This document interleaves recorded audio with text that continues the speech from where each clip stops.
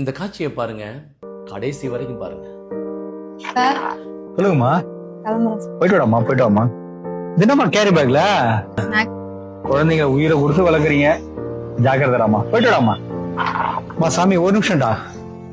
உங்களுக்கு ஒரு நுட்பமான ஒரு சின்ன செய்தி சொல்றேன், உள்வாங்கிங்களா? நம்ம எவ்வளவுதான் குழந்தைங்களுக்கு செலவு பண்ணி நம்ம வளர்த்தாலும் நாளைக்கு அந்த குழந்தைங்க வளர்ந்து வந்து நம்மளை பாதுகாக்காது. அதனுடைய குழந்தைங்களை தான் பாசத்துடன் பாதுகாக்கும். நம்மளை பார்த்து அந்த குழந்தை அப்படியே கஷ்டக்குது.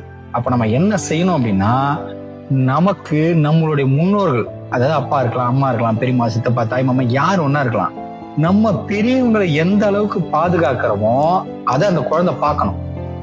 பார்த்து வளர்ந்ததுன்னா அது பெரிய நானோடனே, நமக்கு வயசானோடனே அந்த குழந்தை நம்மளை வந்து பார்த்துக்கணும். இதுதான் உளவியல் சொல்லுது. ஸோ நம்ம வெறும் பணமா கொடுத்து செல்லம் கொடுத்து வளர்ந்துட்டா அந்த குழந்தை நம்மளை பாதுகாக்க நினைச்சீங்கன்னா ஏமாற்றம் தான் மிஞ்சும்.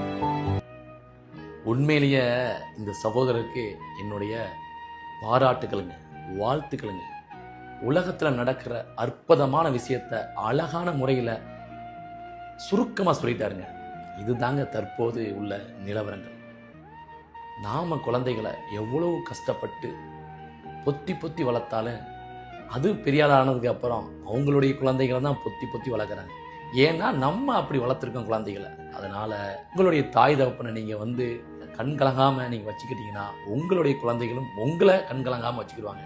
நீங்க இப்பவுமே உங்க தாய் தகப்பனை வந்து உதாசீனப்படுத்திக்கிட்டு சண்டை போட்டுக்கிட்டு இருந்தீங்கன்னா இதே மாதிரி தான் அந்த குழந்தைகளும் உங்களுக்கு செய்யும். ஏன்னா நீ அன்னைக்கு செஞ்சில, நானும் அப்படி செய்வேன் அப்படின்னு சொல்லிட்டு. ஏன்னா உங்களை பார்த்துக்கிட்டு அந்த குழந்தைகள்லாம் கற்றுக்கிட்டு இருக்காங்க. அதனால நம்ம நல்லதே செய்வோம், நல்லதே வந்து சொல்லுவோம். குழந்தைகளுக்கு கஷ்டப்படுத்தாமல் உங்களை வளர்த்துக்கிட்டு இருக்கோம் அப்படின்னு சொல்லி வளங்க. அப்போ தான் அந்த குழந்தைகளுக்கு கஷ்டம்னா என்ன தெரியும். உண்மையிலே இந்த சகோதரருக்கு என்னுடைய வாழ்த்துக்கள். நீங்களும் இவருக்கு ஒரு வாழ்த்து சொல்ல மறந்துடாதீங்க. நம்ம வெறும் பணமா கொடுத்து செல்லம் கொடுத்து வளர்ந்துட்டா அந்த குழந்தை நம்மளை பாதுகாக்க நினைச்சீங்கன்னா ஏமாற்றம் தான் மிஞ்சும். என்ன செய்தி சொல்லணும்னு தோணுச்சு மகளுக்கு, அதனால சொன்னேன்.